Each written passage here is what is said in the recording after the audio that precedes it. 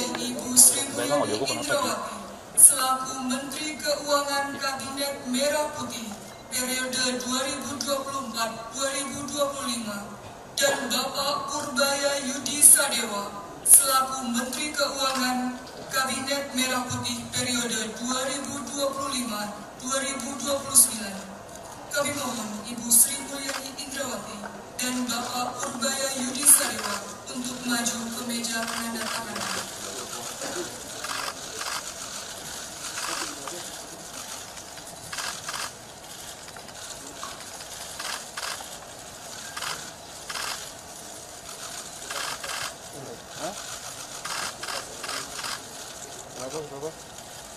Berapa?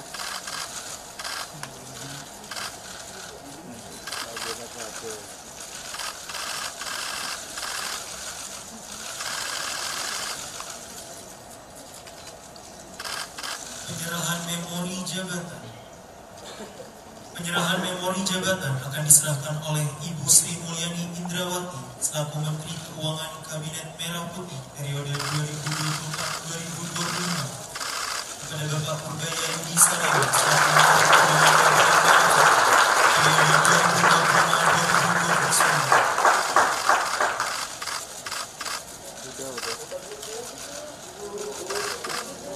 2024-2029. Bapak Purbaya Yudi Sadewa dan Ibu Sri Mulyani Indrawati dipersilakan kembali ke tempat semula.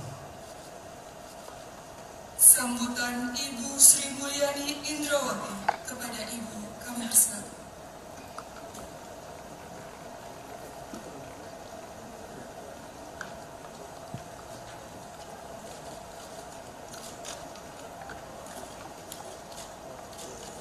Bismillahirrahmanirrahim. Assalamualaikum warahmatullahi wabarakatuh. Salam sejahtera bagi kita semua. Om Swastiastu, Namo Buddhaya, salam kebajikan, salam rahayu. Yang saya hormati Bapak Purbaya Yudi Sadewa, Menteri Keuangan Republik Indonesia, para pimpinan dan anggota Komisi 11 Dewan Perwakilan Rakyat, pimpinan dan anggota Badan Anggaran Dewan Perwakilan Rakyat Republik Indonesia, para ketua, wakil ketua, anggota Badan Pemeriksa Keuangan Republik Indonesia yang hadir, Pak Menko Perekonomian, tetangga sebelah Kementerian Keuangan selalu, Bank Indonesia yang saya lihat diwakili oleh Ibu Deputi Senior, Dewan Komisioner OJK, dan seluruh jajaran yang hadir. Kiki saya lihat di sini. Yang saya lihat diwakili oleh Ibu Deputi Senior, Dewan Komisioner OJK, dan seluruh jajaran yang hadir. Bu Kiki saya lihat di sini. Para Wakil Menteri Keuangan dan para pejabat Eselon 1 Kementerian Keuangan beserta seluruh jajaran Kementerian Keuangan, pimpinan dari Special Mission Vehicle yang juga hadir pada hari ini, pagi hari ini, Bapak dan Ibu sekalian dari Mahkamah Agung, Panglima yang hadir atau yang mewakili, terima kasih semua kehadirannya pada hari ini.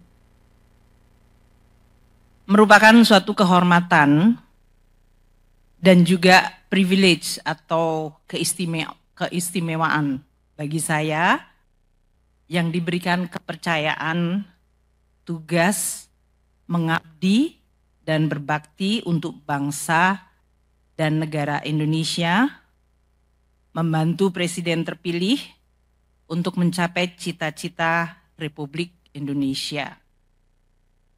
Saya berterima kasih atas kepercayaan dan kehormatan tersebut. Saya berterima kasih kepada seluruh jajaran Kementerian Keuangan yang selama ini sudah cukup lama saya menjabat di posisi ini, selalu dan terus membantu di dalam melaksanakan tugas mengelola keuangan negara dengan penuh dedikasi, dengan sepenuh hati, dan kita bersama-sama mengelola keuangan negara dan menjaga Kementerian Keuangan di dalam situasi dan tantangan yang terus berubah, makin kompleks dengan adanya perubahan teknologi digital, tantangan struktural, dan juga dari tren geopolitik yang sedang terjadi. Tidak pernah mudah. Saya berterima kasih juga kepada semua pihak,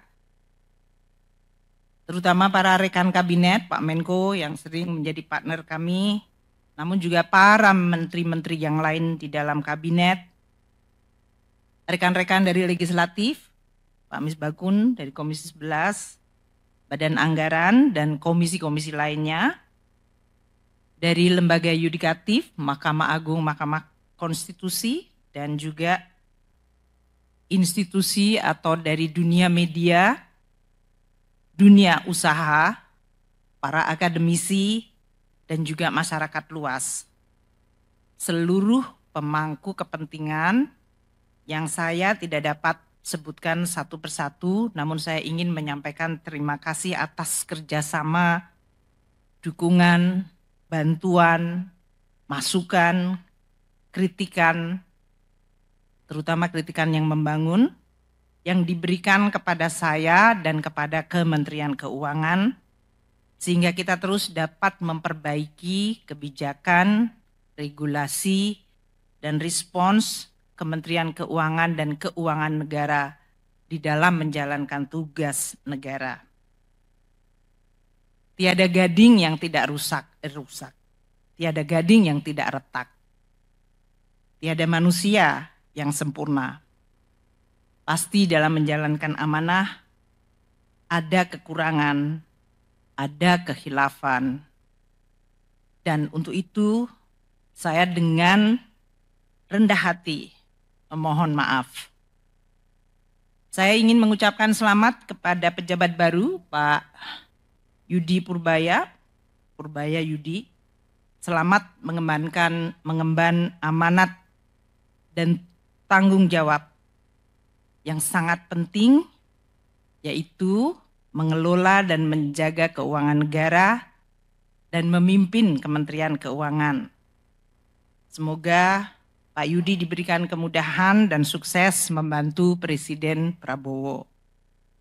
Untuk jajaran Kementerian Keuangan, saya titip untuk terus menjaga keuangan negara dan Kementerian Keuangan sebagai pilar stabilitas dan instrumen yang luar biasa penting untuk mewujudkan keadilan sosial bagi seluruh rakyat Indonesia dan kesejahteraan masyarakat Indonesia serta kemajuan bangsa. Jalankan dan lanjutkan tugas dengan amanah, profesional, kompeten, dan jaga selalu integritas. Bantu pimpinan yang baru dan terus melaksanakan tugas dengan dedikasi. Saya pamit undur diri pagi hari ini dan mohon mulai saat ini untuk kami dihormati ruang privasi kami atau ruang pribadi saya sebagai warga negara biasa.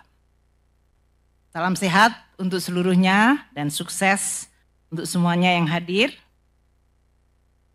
Dan jangan pernah lelah mencintai Indonesia.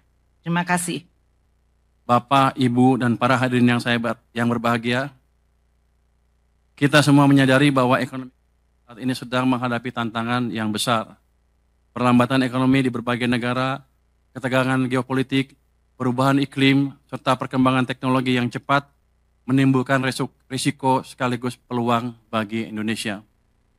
Geopolitik akan menjadi game changer.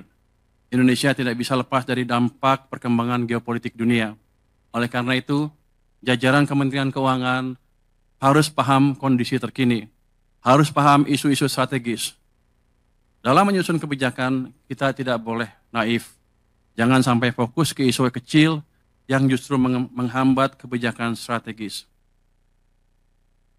Biasakan untuk berdiskusi dan mendengar suara dari luar, bukan hanya dari internal Kemenkeu sendiri yang sudah pasti sepakat, agar tidak terjebak dalam echo chamber. Manfaatkan perkembangan teknologi yang ada untuk mendapatkan insight yang baru. Selain itu, tantangan perubahan iklim semakin nyata. Sebagai negara yang rentan terhadap bencana alam, Indonesia harus bersiap untuk menghadapi risiko perubahan iklim yang akan berdampak pada sektor-sektor kunci, seperti pertanian, perikanan, dan energi. Peran Kementerian Keuangan dalam merancang kebijakan fiskal yang mendukung pembangunan berkelanjutan sangat krusial. RAPBN 2026 dirancang untuk menjaga kesinambungan kebijakan fiskal yang disiplin sekaligus berpihak kepada rakyat. Fokus utamanya diarahkan pada penguatan ketahanan pangan, peningkatan kualitas pendidikan, perluasan layanan kesehatan, serta pelindungan sosial bagi kelompok rentan. Dengan RAPBN ini, pemerintah berupaya memastikan belanja negara lebih efektif, memberikan manfaat nyata bagi masyarakat, serta memperkuat daya tahan ekonomi nasional di tengah ketidakpastian global. Pada saat yang sama, prinsip kehati-hatian harus tetap dijaga agar APBN tetap sehat, kredibel, dan mampu menopang agenda pembangunan nasional. Bapak, Ibu, dan para hadirin yang saya banggakan, Kementerian Keuangan adalah institusi yang besar dengan puluhan ribu pegawai yang tersebar di seluruh penjuru negeri. Sebagai institusi yang mengelola keuangan negara, kita harus selalu menjaga integritas dalam tiap tindakan yang kita lakukan. Setiap rupiah yang kita kelola adalah uang rakyat dan kita memiliki tanggung jawab besar untuk memastikan bahwa uang tersebut digunakan dengan sebaik-baiknya untuk kepentingan rakyat. Dalam menghadapi masa depan yang penuh tantangan, integritas adalah hal yang tidak bisa ditawar. Kementerian Keuangan harus tetap menjadi institusi yang dipercaya oleh masyarakat. Oleh karena itu, kita harus menjaga agar setiap tindakan kita selalu berdasarkan prinsip-prinsip tata kelola yang baik, transparansi, dan akuntabilitas. Sebelum menutup pidato ini, saya mengajak seluruh jajaran Kementerian Keuangan untuk menjaga semangat pengabdian, bekerja dengan integritas, dan memperkuat rasa kebersamaan. Kita adalah penjaga keuangan negara, dan keberhasilan kita akan menentukan kepercayaan rakyat kepada negara. Sekali lagi, dengan penuh kerendahan hati, saya memohon dukungan dari seluruh pegawai Kementerian Keuangan, karena saya percaya bahwa hanya dengan kerjasama, sinergi, dan ketulusan, kita mampu menjalankan amanah besar ini. Semoga Allah Subhanahu wa Ta'ala senantiasa memberikan bimbingan dan kekuatan kepada kita semua. Wassalamualaikum warahmatullahi wabarakatuh.